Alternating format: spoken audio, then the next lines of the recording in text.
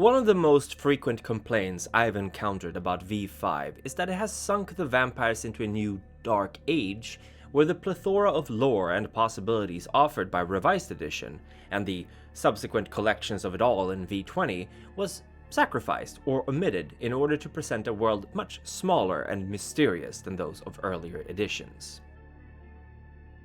Personally, I found this shifted focus towards the conflict between Anarchs and Camarilla an interesting revisit to the first edition of the game, where the war between young and old, the establishment and the revolutionary counterculture came back to the front because, let's be honest, the Anarchs of Revised Edition were a bit of a joke. Presented as little more than Camarilla light, they served at best as youthful indulgences, at worst as potential recruitment grounds for the inevitable Sabbat infiltrators. V5 did away almost completely with the Sabbat, creating vague allusions to a Gehenna War that drew their attention, but also uprooted much of the Camarilla's leadership as they too felt the draw of their ancient masters. Whatever Sabbat remains, most notably the La Sombra, who sought refuge in the Ivory Tower, were often presented as rats fleeing a sinking ship, realizing their folly. Before I continue with my much belated review of last year's Sabbat the Black Hand, I urge you all to consider investing in Beckett's Jihad Diary. This book, published by the Onyx Path, serves as a thematic bridge between V20 and V5, and offers a vast amount of plot threads and story seeds for any who would wish to use the rich and highly detailed setting described in that book. Until the release of the Black Hand book, Beckett's Jihad Diary provided more or less all we knew about the Sabbat in the 2010s. Indeed, not even Chicago Chronicles or Cults of the Blood Gods offered much insight into what had actually been happening to this once mighty sect, despite carrying on their traditions both physically, in the La Sombra vying for Camarilla membership, and spiritually, through some of the cults worshipping Cain and Lilith. There are still many key players of the Sabbat we don't know the fates of, and even a huge personality such as Sasha Vikos, Angel of Cain, was relegated to a small, easily missed note referred to as the Martyr of Cain in the backgrounds of V5's core rulebook. It was with this experience fresh in mind that I sat down to read this new sourcebook, and I come away from it quite satisfied as a storyteller, and as a long-term fan of the Black Hand. Well, not the true Black Hand, mind you, but rather the Lost Tribe and their pursuit of righteous vengeance for the murder of Cain's childer at the hands of the antediluvians. While the book presents the Sabbat as unsympathetic, unapologetic monsters devoid of humanity and redeeming qualities, and surely is that not what they are, I do feel that this is a culmination of White Wolf's transformation into World of Darkness, and them truly finding their footing in this new edition. At risk of earning some ire, I'm going to say that this is a book that is not afraid to dip into the established lore of the Sabbat from previous editions and tear out what they don't think belongs anymore, and fill in the gap with information and reflections on things that have long since been cornerstones of this sect. It is a evolution, painful or not, of the Sword of Cain after having been uprooted from its stagnancy and dragged, kicking and screaming, into the Gehenna War. Gone are the politics of intersect factions and ideologies, as is the very notion of clan, anti-tribute or not, replaced instead by 5 dominant paths, thoroughly fleshed out in order to show just how different the Sabbat is. These paths are presented for a storyteller's eyes, with plenty of resources and examples on how to use them in-game, with treatises on the behavior and psychological profiles of those who would follow them. In fact, the book refrains from really ever talking about clans much at all, and even makes a bold decision to name both Lucita de Aragon and Sasha Vikos as anti-tribute of their clans. Combining this with discussions on where and how the Sabbat might be encountered, and you have a book rich with material for any storyteller to pick up and put their own spin on, supplemented with new powers for their Sabbat to wield. Key to the entire book is one of the first sentences. The function of the Sabbat in Vampire the Masquerade stories is to threaten the status quo. I feel that the entire book was written on this premise, and each example provided for how the different paths operate are all geared towards providing rich, deep, and terrifying antagonists that are unknown to the players. And that is perhaps the crux of this entire book. When you are writing a book on a sect that has been so thoroughly detailed in previous supplements and materials, all of which are still canon, how do you maintain that sense of fighting the unknown?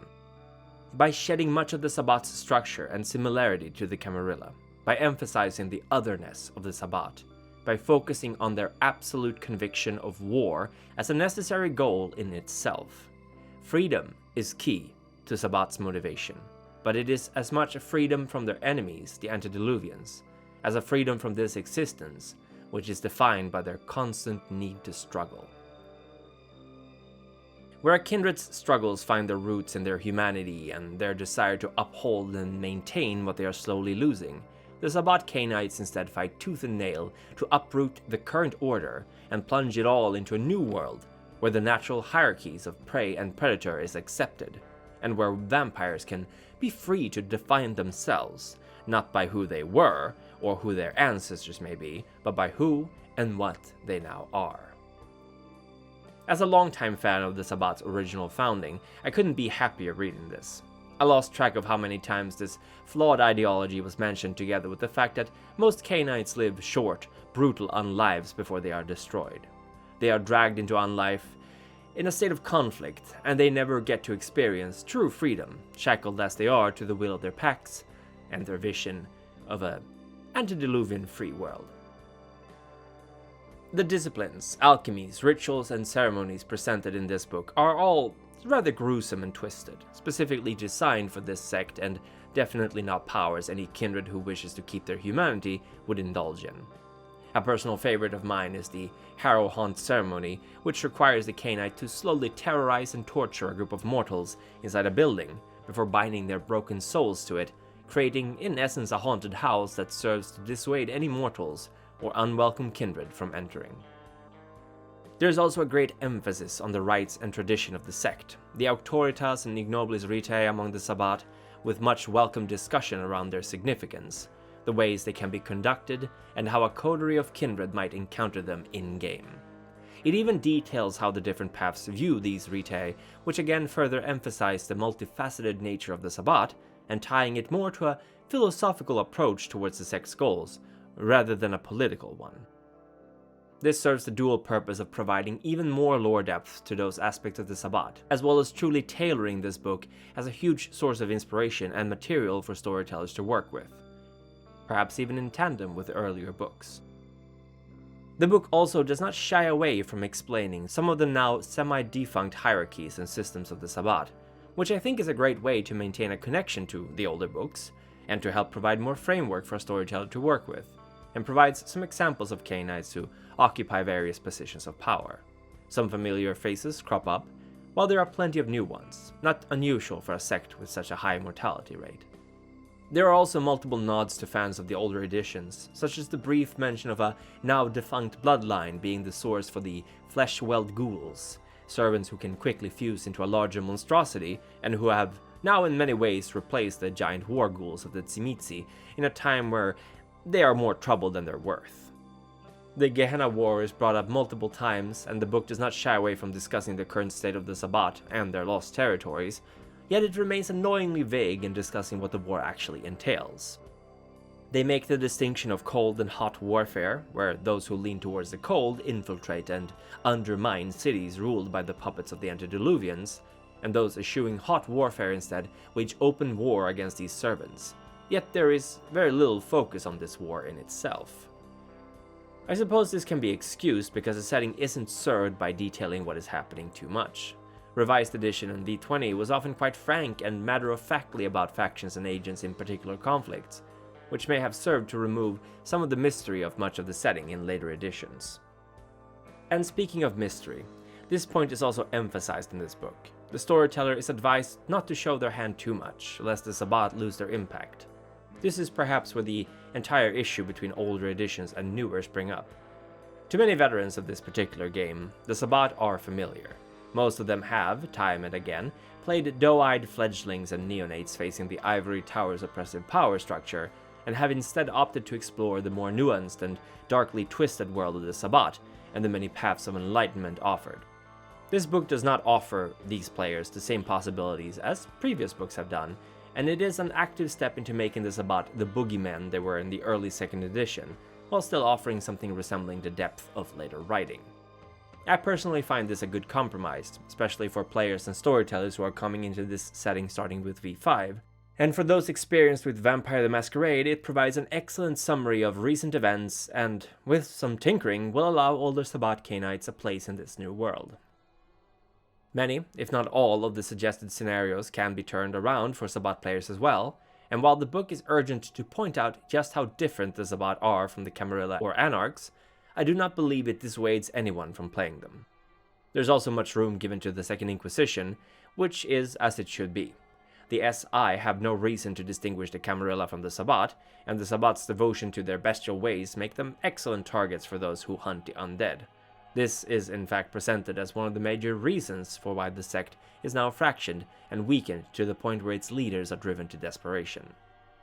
Their ways are dangerously outdated and self-hindering, yet how much can the Sword of Cain abandon in their pursuit of their goals without losing sight of who they are and what they fight for?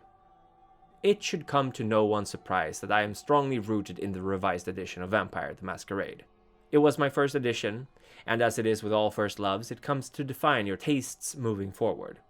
V5 to me has always felt more geared towards bringing in new players than to appeal to the older ones, which I didn't mind, but I understood the frustration of the old guard.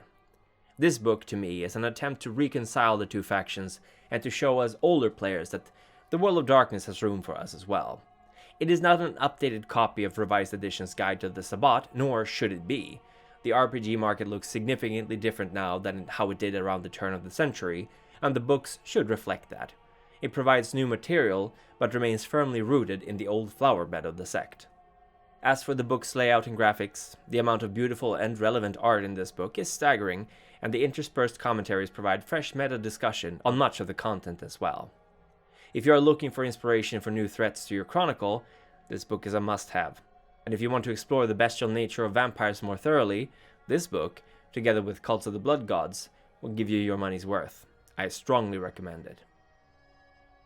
However, there is one book still that I have not mentioned, and in my next video, we will delve deeper into reviewing that one. I am talking, of course, about The Black Hand, playing the Sabbat. I would like to thank the Antediluvians, you grandchildren of Cain, for your constant support and guidance. Bambi Parsons, a leader with an unbreakable will, and Procyon, who in abandoning your humanity have risen as a god amongst Cain's angels.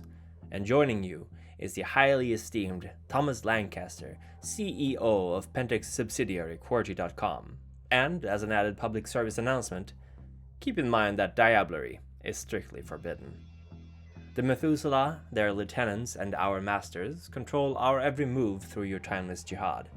You are Her Satanic Majesty Danny, whose presence chills the blood, Socrates Johnson, a scholar and masterful craftsman of stories, Lauren Eason, ever vigilant for the darkest and most depraved of secrets, and Alexander Kishtaria, esoteric scholar and mentor in magecraft.